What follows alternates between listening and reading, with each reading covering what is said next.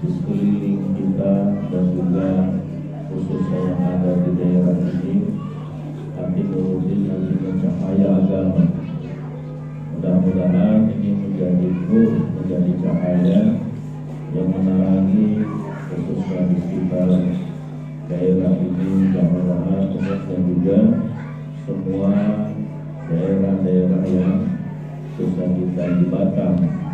Dan bagi ikhwan TTM Pondok Pesantren Suryaraya, ini satu kebanggaan bagi kita, dan juga kita sangat bersyukur ada salah satu ikhwan akhwat kita yang punya satu gagasan inisiatif untuk mewakafkan, menyumbangkan hartanya dalam rangka untuk pengembangan TKM Pondok Pesantren Suryaraya. Dan insyaallah bagaimana sabda Rasulullah sallallahu alaihi wasallam, "Man bana baitan min buyutillah, banallahu lahu baitan fil jannah." Siapa yang membangun satu rumah daripada rumah Allah di dalam dunia ini, maka Allah akan membangunkan kepadanya sebuah istana di dalam surga.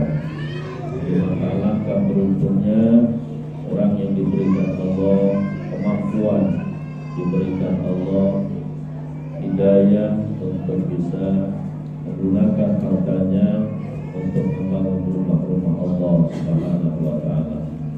Hadis tersebut dipahami oleh para muhaddis, para ulama ahli hadis, pengertian siapa yang membangun satu rumah dari rumah Allah di dalam dunia, Allah akan membangunkan istana baginya di dalam surga. Hadis itu dipahami oleh para ulama ahli hadis, yang dimaksud itu tidak harus dia keseluruhan mampu membangun.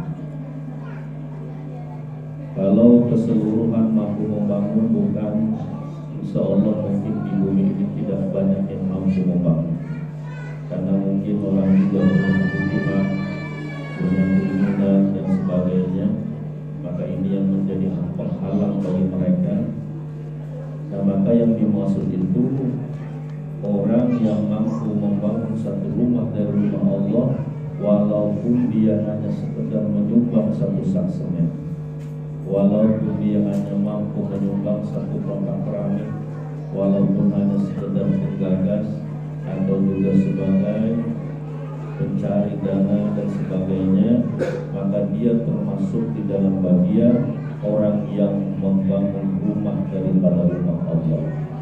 Nah, apalagi yang mampu membangun itu sendiri, itu lebih-lebih lagi.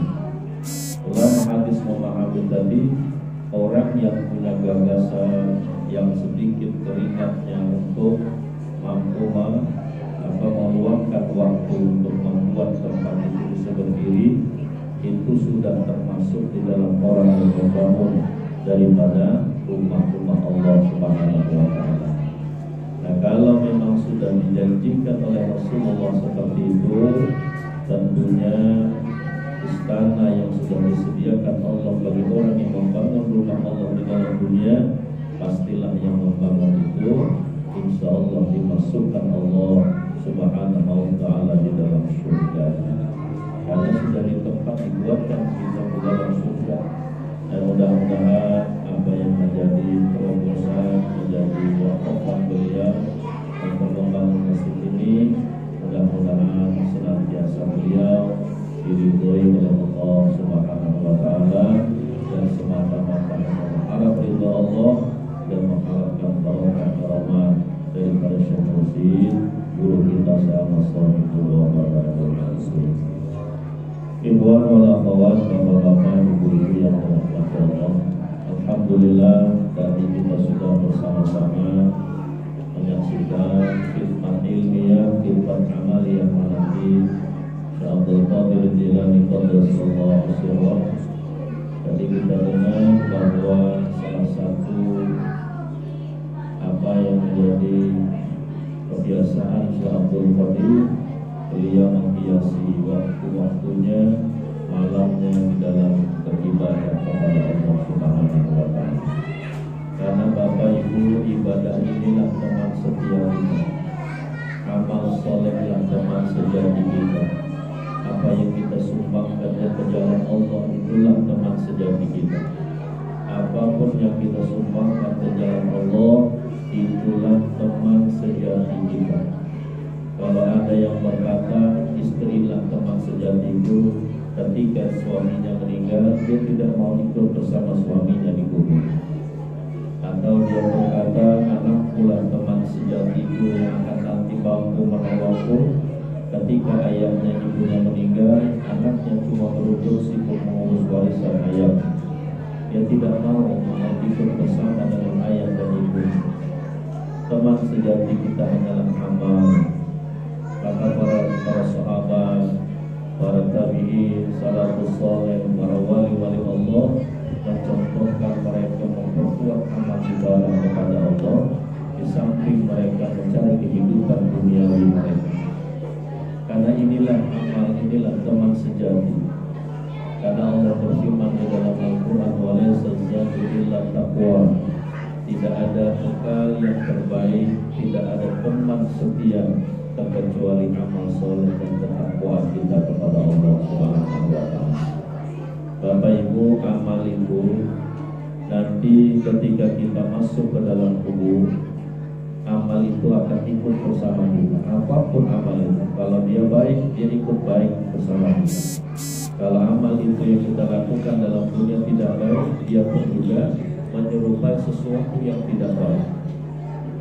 Kalau amal itu amal-amal soleh, apapun jenis amal soleh itu, nanti dia akan menemani kita di dalam tubuh kita, menyerupai seorang wanita yang sangat cantik.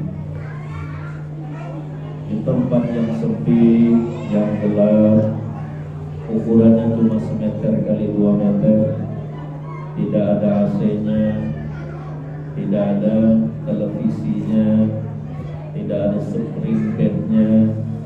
Kalau orang lain mungkin mati pakai spring bed mungkin. Kalau kita umat Islam tidak ada membawa apa-apa, cuma hanya membawa kain kafan dan amal yang menyertai kita. Dan ketika amal dalam kehidupan kita, amal-amal soleh itu, amal-amal kebaikan itu, itulah yang menemani kita. Kalau dia baik, dia diserupakan Allah seorang pemuda yang sangat tampan, diserupakan Allah dengan seorang wanita yang sangat cantik, wangi tubuhnya. Wanita tersebut, tapi apabila tidak baik, maka ditemani dengan seorang yang sangat buruk rupanya dan juga sangat bau tubuhnya. Bagaimana ketika kita sendirian, Bapak Ibu, lalu ditemani sesuatu yang sangat menyeramkan tadi. Tapi bagaimana ketika kita sendirian ditemani oleh sesuatu yang sangat cantik, yang sangat wangi tubuhnya? Maka itu satu kebahagiaan yang kita dapatkan. Maka mulai sekarang, mari kita kembali, mari kita perbanyak amal-amal soleh, kita tingkatkan ibadah kita kepada Allah. Wabil khusus sudah dekat menjelang Ramadan, bulan yang penuh berkah, bulan yang mulia, bulan yang dikhususkan oleh Rasulullah sebagai bulan yang umatnya Rasulullah. Mari kita perbanyak amal-amal soleh, mumpung masih ada waktu, mumpung masih diberikan Allah kesempatan, karena mungkin belum tentu kita akan berjumpa dengan Ramadan yang akan datang. Mari kita terfokus, mari kita merenung, mungkin ini Ramadan terakhir saya, agar kita benar-benar sungguh-sungguh, agar kita benar-benar maksimal untuk memanfaatkan Ramadan ini dengan nilai-nilai ibadah di sisi Allah. Karena ibadah ini tadi yang menjadi teman kita. Kalau ibadah ini kita anggap enteng, Bapak Ibu, ibadah ini nanti dia akan berkata kepada kita ketika kita dalam kubur. Seperti ini namanya ibadah. Ibadah tidak harus sholat, ibadah tidak harus naik haji, ibadah tidak harus dia umroh setiap berapa bulan sekali, tidak harus itu saja. Jadi banyak namanya ibadah.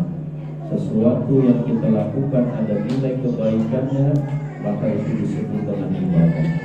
Nah, maka kita duduk di tempat ini pun namanya adalah ibadah. Nah, maka kita mungkin melakukan bermacam-macam ibadah kepada Allah. Nah, ketika ibadah ini kita lakukan, ibadah ini nanti akan berkata, kita tidak lakukan dia dengan baik, kita tidak mempelajari ibadah itu dengan benar, artinya kita menganggap enteng dengan ibadah.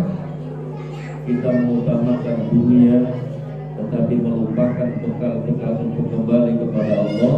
Apa kata ibadah itu? Dulu engkau menganggap enteng saya.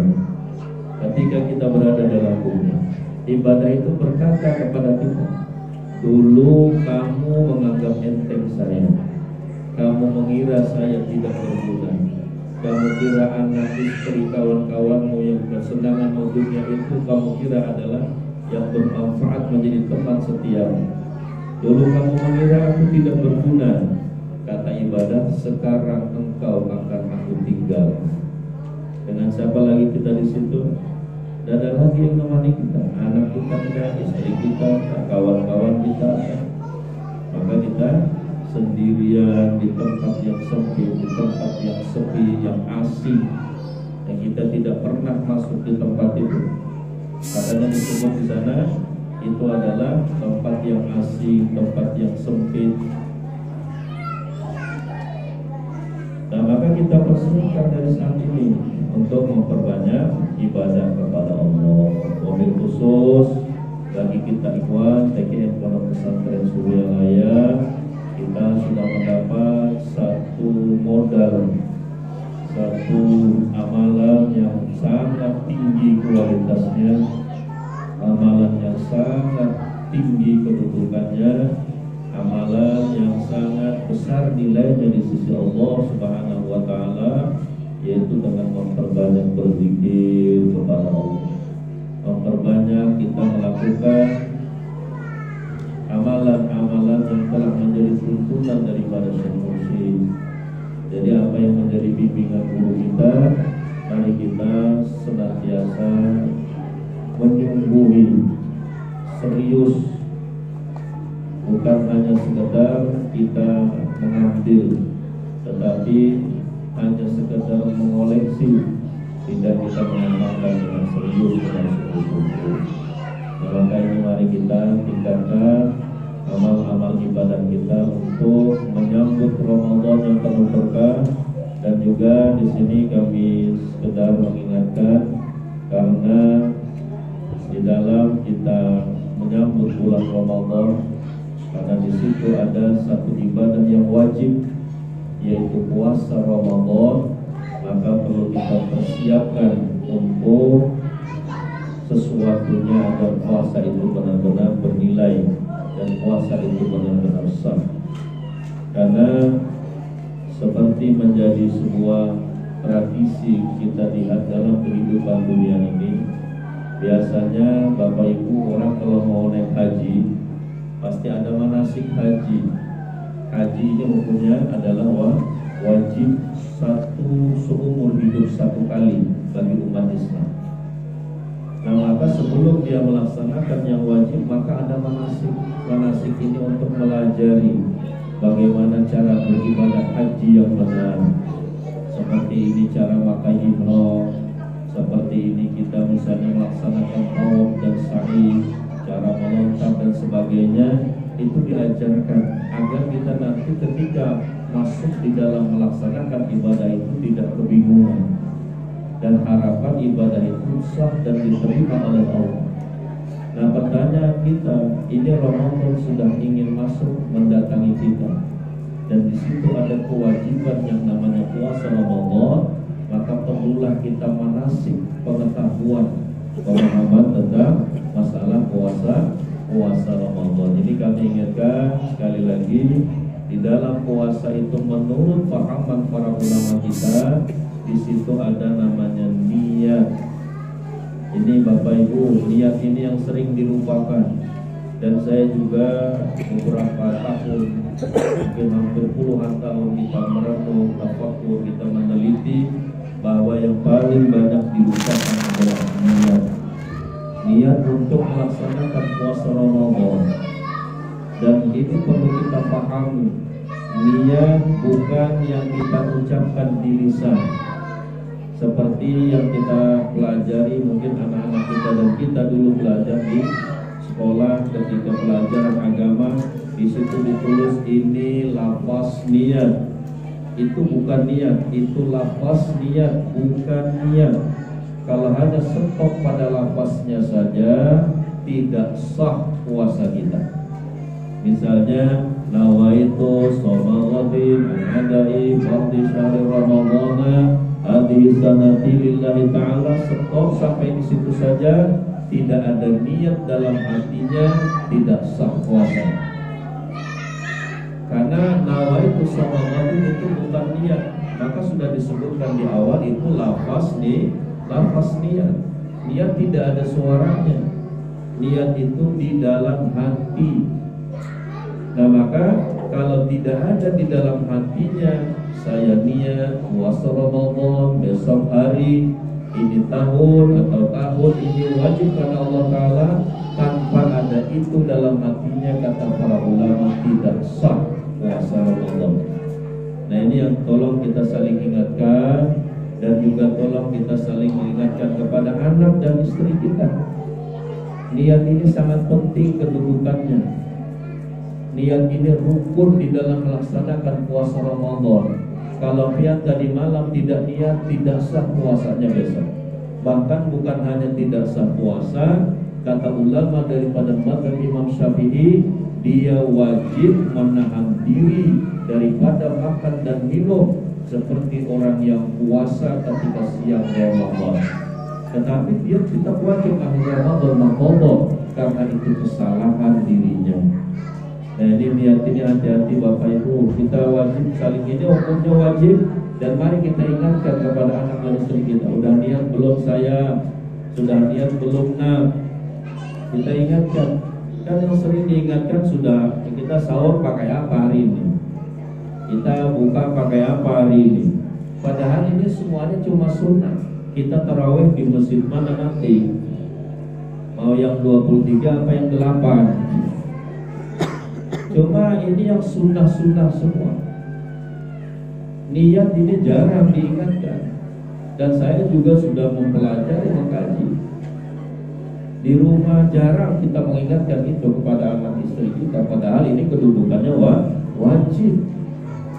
Namun kapan kita berniat untuk puasa Ramadan? Mulai ketika masuk awal malam 1 Ramadan, sunat kita berniat untuk puasa Ramadan 1 bulan penuh. Jadi ketika nanti sudah ditentukan, sudah masuk puasa, kenapa malam ini 1 Ramadan, maka kita dalam hati saya niat puasa Ramadan 1 bulan penuh, wajib karena Allah Ta'ala. Ini pahaman itu menurut Imam Malik rahimahullah. Nah, tetapi nanti tiap-tiap malam Ramadan tetap wajib berniat. Jangan cuma 1 malam itu. Nanti tiap-tiap malam Ramadan tetap wajib kita berniat untuk melaksanakan puasa Ramadan seperti tadi. Saya niat puasa Ramadan besok hari ini tahun, wajib karena Allah Ta'ala. Nah mulai kapan sudah boleh kita niat? Mulai tenggelam matahari. Sebagaimana sabda Rasulullah, malam yabitin niat fala siyamalah. Siapa yang ketika waktu malam, kata Rasulullah, tidak ada niat melaksanakan puasa Ramadan, maka tidak dinamakan puasa baginya. Mulai kapan malam? Mulai tenggelam matahari itu sudah disebut malam.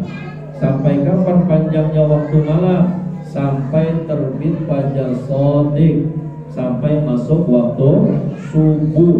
Maka ketika sebelum masuk waktu subuh masih disebut malam dan masih sempat kita untuk meniatkan puasa Ramadan. Tapi ketika sudah terbit subuh, waktu subuh atau fajar shadiq, maka tidak sah lagi untuk niat puasa Ramadan. Nah ini Bapak Ibu, jadi waktu rentang waktu niat itu panjang, dari tenggelam matahari sampai terbit fajar shadiq sampai subuh, sampai kita lupa dengan niat, ini kesalahan diri kita sendiri.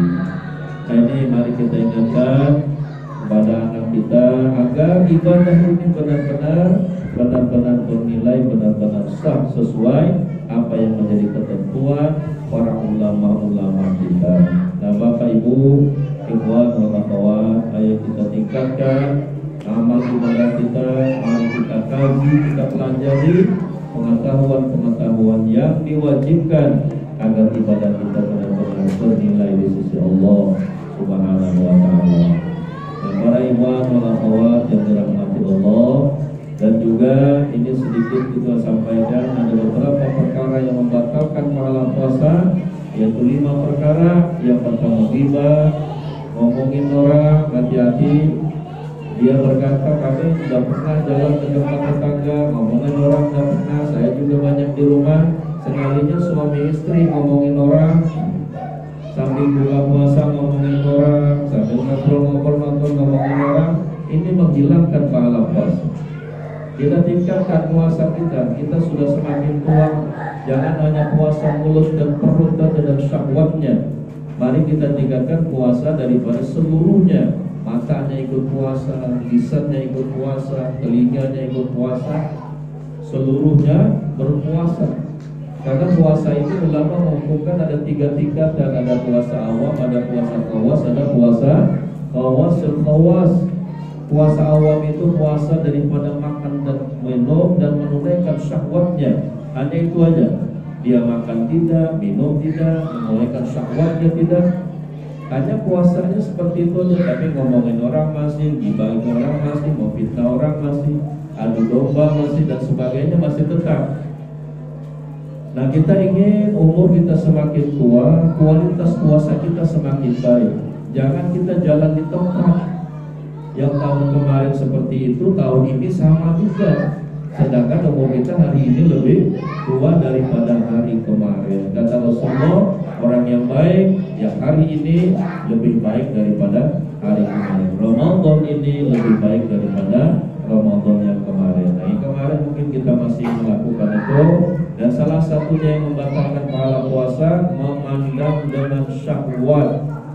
Hati-hati dengan HP, handphone kita yang Android dan sebagainya. Itu kita melihat sesuatu yang menimbulkan syahwat kita. Kadang-kadang masih di kamar sendiri, di pojok-pojok, orang lain di hidung-hidung ini tuh bahaya itu. Nah, ini hati-hati melihat sesuatu yang menimbulkan syahwat, ini membatalkan pahala puasa kita, rugi, sayang.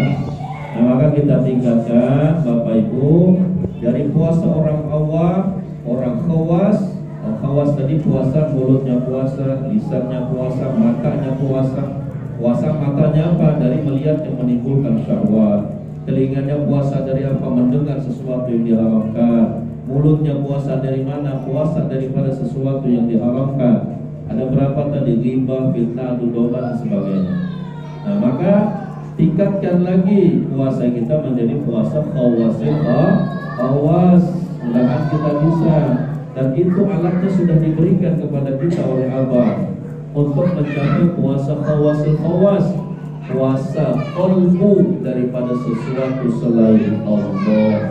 Itu namanya puasa khawasil khawas. Otaknya silahkan bikin bisnis, otaknya silahkan mengelola pekerjaannya, mengelola bisnisnya, fisiknya bekerja dan sebagainya. Qalbunya terus dilatih untuk mengingat Allah. Itulah puasa khawasil khawas. Dan alat untuk kesana kita sudah diberikan oleh Syekh Mursi, guru kita, Syekh Ahmad Shahibul Wafat Al-Jum'alifi. Mari kita latih. Tanpa dilatih kita berat untuk mewujudkan apa yang kita harapkan. Itu saja mungkin yang dapat kami sampaikan. Mudah-mudahan ada manfaatnya. Mudah-mudahan Ramadan kita tahun ini lebih baik daripada Ramadan tahun kemarin. Ramadan yang tahun kemarin mungkin kita masih di posisi awal. Mari kita tingkatkan tahun ini untuk Ramadan menjadi dalam posisi khawas. Tingkatkan lagi sampai kepada puasa orang yang khawas, yaitu puasa hati daripada sesuatu selain Allah. Mudah-mudahan ada manfaatnya. Mudah-mudahan apa yang kita lakukan bersama-sama pada saat ini senantiasa di dalam rahmat dan ridho Allah Subhanahu wa taala, dan juga mobil khusus Pak Iwan sekeluarga, mudah-mudahan apa yang menjadi hajat beliau dikabulkan dan diridhoi oleh Allah Subhanahu wa taala, dan juga kita semua yang hadir. Allahumma shawab. Mohon maaf atas segala kekurangannya. Wallahu muwaffiq ila aqwamit thoriq. Wassalamualaikum warahmatullahi wabarakatuh. Al-Fatihah. A'udzubillahi minasyaitonir rajim. Bismillahirrahmanirrahim. Alhamdulillahi iyyaka na'budu wa iyyaka nasta'in. Shiratal ladzina an'amta 'alaihim ghairil maghdubi 'alaihim waladdallin. Amin.